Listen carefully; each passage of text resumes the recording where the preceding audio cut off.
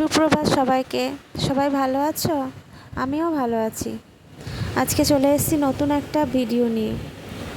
আজকে বৃহস্পতিবারের সকালবেলায় বাবা এক রাশ মাছ নিয়ে এসে হাজির। তার মধ্যে এই যে আমার প্রিয় মৌরলা মাছটা নিয়ে এসছে। তোমরা কি বলো সেটা বলবে। আমি অবশ্য চিনি না এটা, যদিও আমি যে বিক্রি করছিলে ওই দাদা বলল যে এটা গঙ্গার মোরলা। আমাদের তো পাশেই গঙ্গা, এই 2-3 কিলোমিটার হবে। তো এদিকে ওই মাছটা পেয়ে তো আমি ভীষণ খুশি। আর কত বড় বড় দেখেছো তো। আর এদিকে বড় মাছও এনেছে। তো বড় মাছগুলো ভাজা হচ্ছে। বড় মাছগুলো আগে ভেজে নেব, দিয়ে তারপরে ছোট মাছগুলো ভাজবো। কারণ ছোট মাছটা একটু ধীরে সুস্থে ভাজতে হয়, আর সব ভেঙে গুঁড়ো গুঁড়ো হয়ে যাবে। সে আবার একটি একটি করে ভাজতে হয়। আমি ছোট মাছগুলো ঠিক ভাজতে কাবু করতে পারি না। অনেক সময় ভেঙে যায়, মাথা আলাদা হয়ে যায়, ধর আলাদা হয়ে যায়, তার লেজ আলাদা হয়ে যায়। যাই হোক, এক একদিন ভালোভাবে হয়, এক একদিন ভালোভাবে হয় না। এবার সব কিছুই তো সেই কড়াইয়ের ওপর, গরম হওয়ার ওপর। যাই, এরকম করে ছোটো মাছগুলো আর কি ভেজে নিলাম। ছোটো মাছ যতটা বাবা এনেছিল, যতটা তোমাদেরকে দেখালাম, পুরোটা করিনি, রেখে দিয়েছিলাম কিছুটা ফ্রিজে ভরে। কারণ বড় মাছ হচ্ছে, আবার ছোটো মাছ সবাই খেতে চাইবে না। তাই কিছুটা মাছ আমি, যেহেতু এই মাছ রেখে আমার রাতে ঘুম আসবে না ফ্রিজে, কালকের জন্য আমি ওয়েট করতে পারবো না, তাই আমি আজকেই কিছুটা মাছ আমি ভেজে নিলাম। ভাজা খাবো আর কি, ভাত দিয়ে। আর এদিকে হচ্ছে পেঁপে আলু, ওই যে বড় মাছ যেটা ভেজে নিলাম, পেঁপে আলু দিয়ে একটু ঝোল হবে। তো এখানে মশলাটা কষিয়ে নিচ্ছি। পেঁয়াজটা কুড়ে দিয়েছিলাম, আর পেঁপে আলুটা তার আগে না আমি ভেজে একটু দুটো তিনটে সিটি মেরে রেখেছিলাম। এদিকে ঝোলটা বসালাম। আর আজকে কিছু বিশেষ আইটেম হবে আর কি। তার মধ্যে হচ্ছে বিশেষ আইটেম হচ্ছে এই যে আমার হচ্ছে পেঁপের চাটনি। পেঁপের চাটনি আমার ভীষণ ভালো লাগে, ভীষণ।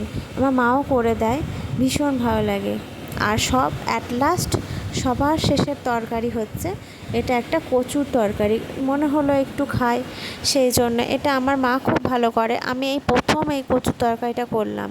কিছুই না, জাস্ট সেদ্ধ করে একটু ফোড়ন দিয়ে ছুঁকে দেওয়া আর নুন মিষ্টি দেওয়া, তাতেই এত টেস্ট হয় যে ওইটা দিয়েই তোমরা অর্ধেক ভাত খেয়ে নিতে পারবে। তো এইভাবে টুকটুক করে নিজের আর কি রান্নাগুলো সেরে নিচ্ছি। রান্না যতক্ষণ না হবে না, ততক্ষণ বিরক্ত লাগে। আর এই গরমের দিনে আমি বেশিক্ষণ রান্নাঘরে থাকতে, আমার রান্নার পাশে আমার খুব বিরক্ত লাগে। সেই জন্যে রান্নাগুলো টুকটুক করে তাড়াতাড়ি সেরে নিচ্ছি। তার মাঝখানে ছেলের রান্না আছে, একদিকে এই রান্নাগুলো হয়, আর একদিকে প্রেশারের মধ্যে ওর যত রান্না, ওর মাছের ঝোল, ওর ভাত, সমস্ত কিছু আলাদা করে হয়। আগে আমাদের সঙ্গেই খেত, কিন্তু আমাদের তরকারি ওকে সব সময় দিই না আমি। আমাদের তরকারি যতই হোক, একটু মশলাপাতি তো বেশি পড়ে, বলো, অতটা মশলা খাওয়াও ভালো না। সেই জন্যে ওর রান্না সবসময় আলাদাই করি আমি একটু ভীষণ খুঁতখুঁতে, কারণ ওর শরীর খারাপ হলে আমার সেদিন দিন রাত ঘুম উড়ে যাবে। তারপরে দেখলাম একটু রাত্রেবেলায় সময় আছে, বড়মশাইকে বললাম চলো না একটু ঘুরে আসি। তো আমাদের সমস্ত মণ্ডপে ঠাকুর আসেনি, দেখো এইখানে এসেছে, কিন্তু এখনও সাজসজ্জা হয়নি। লাইটিংগুলো একটু একটু দিয়েছে। আসলে আমাদের এখানে পুজোটা অতটাও খুব একদম ধুমধামের নয়। পুজো হয়, ব্যাস, এটাই।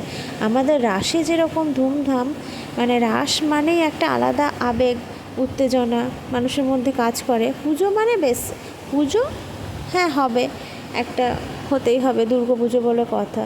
যাই হোক, মাইক টাইক এখনও হয়নি। রাস্তা জুড়ে একটু একটু আলো দিয়েছে। আমারও সেই জন্য মন একটুও ভালো লাগলো না, মনে হলো একটু ঘুরে আসি, মণ্ডপগুলো দেখে আসি। আর হেঁটে যাওয়া তো সম্ভব নয়, সেই জন্য ওই গাড়ির পেছনে চেপেই যেতে হবে, কারণ হেঁটে পাপাকে নিয়ে আমি বেশিক্ষণ হাঁটতে পারি না। তো এইভাবেই সন্ধ্যাটুকু একটু ঘুরে টুরে কাটিয়ে দিলাম আজকের মতো এইটুকুই। তোমরাও ভালো থেকো, আমিও ভালো থাকবো।